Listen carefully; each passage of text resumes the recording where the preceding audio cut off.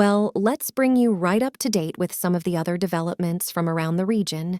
Here's Nick Beak. The Israeli city of Ascalon has been hit by a stream of rockets. Overnight, many were intercepted mid-flight by air defenses they'd been fired from inside Gaza. A few miles to the south, nearby Israeli forces have been seizing back control and moving into communities that IS had attacked. This is Far AA, where soldiers say they've uncovered atrocities including the murder of mothers and their children. They have just jihad machine to kill everybody without weapons, without nothing, just normal citizens that want to take their breakfast, and that's all. And they kill them. It's an aggressive thing to see. It's very difficult to see it. But we must remember who is the enemy and what our mission is. The justice, we're in the right side, and all the world need to be behind us. Israel says those who did this will pay the heaviest price. And this is their latest response. The bombardment of Gaza continues. Israeli strikes hitting Palestinian communities. Israel's military released this footage, showing its operations. It says it's targeting Hamas fighters. Hundreds of civilians have been killed. The airstrikes have caused huge damage to homes and shops. I lost everything. My house, my shop has been destroyed completely. Where do we go? We have become homeless. The Israelis say Hamas has brought this upon Gaza. Israel is accused of breaking international law. Supplies of food, power, and water into Gaza have been cut off just to the north, across the wire. Israeli troops are arriving in ever greater numbers. Senior commanders warning. The next stage of their response will build up to a ground operation into Gaza. We started the offensive from the air later on. We will also come from the ground round. We've been controlling the area since day 2, and we are on the offensive. It will only intensify the resistance the Israeli troops will encounter is likely to be fierce. Hamas will be preparing to meet in advance. The prospect is of even more bloodshed in this part of the Middle East. Jerusalem, we can speak to our Middle East correspondent, UN Null, who is there. Yolanda, as the death tea continues to go up, and the stories that people are having to listen to, the pictures that they're having to digest, the kind of collective shock and trauma that people are feeling in Israel. I wonder how united or indeed divided people are about the Israeli response. I mean, we're seeing a lot of Israelis coming around to the idea that there is going to be a continuing big operation going into Gaza. Really, Israel is still real from what's happened. It's the 75 years of the country this year.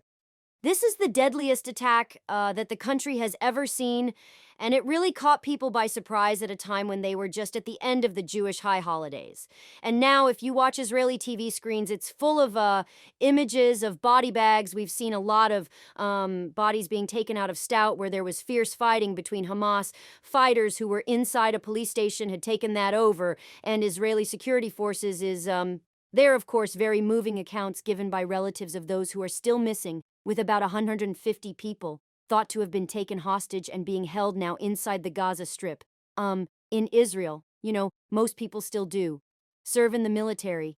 And so people have a lot of strong support for the military when there is a time of crisis. Despite all of the political division that we've seen in the country in the past year with the current hardline government that's taken over, you feel that people are coming together again, united in their grief and in their desire for action. Some kind of decisive action that people are calling for against Hamas. What are they hearing from Benjamin Netanyahu, from the Prime Minister? What kind of rhetoric is he using your land?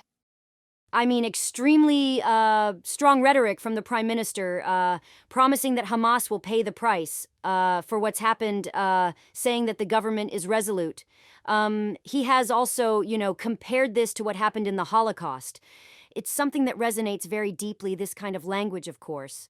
With people in Israel, and I did have, Israelis who had been caught up in the violence, saying similar things to me. At the moment, as I say, everyone is still really caught up in the shock, but there is this united idea that some kind of strong action needs to happen now. But people know as well from past experience that this will be, that Israel too will pay a great price for what is about to happen. And we've had, Israeli military officials saying to us, this is not like previous wars. This is actually the 5th war, of course, in 15 years since Hamas took over. The Gaza Strip, this is going to be, it already is on a scale that's never been seen before. Jan, we're going to take our viewers live to Gaza very shortly, but can you update us on what is happening in southern Lebanon and on the border there? Yes, this is another very worrying development. So, we have had Hezbollah firing a couple more missiles across from southern Lebanon. Hezbollah, of course, the powerful, militant group in Lebanon that has a huge arsenal of rockets. If it decided, this Iran-backed group, to get more involved in the conflict, Israel has been responding to that with shelling in recent days. We've also seen on a very small scale so far, militant groups in Syria, again, neighboring Israel want to get involved, firing missiles towards Israel. And the real problem for Israel is that this could develop into a multi-front war.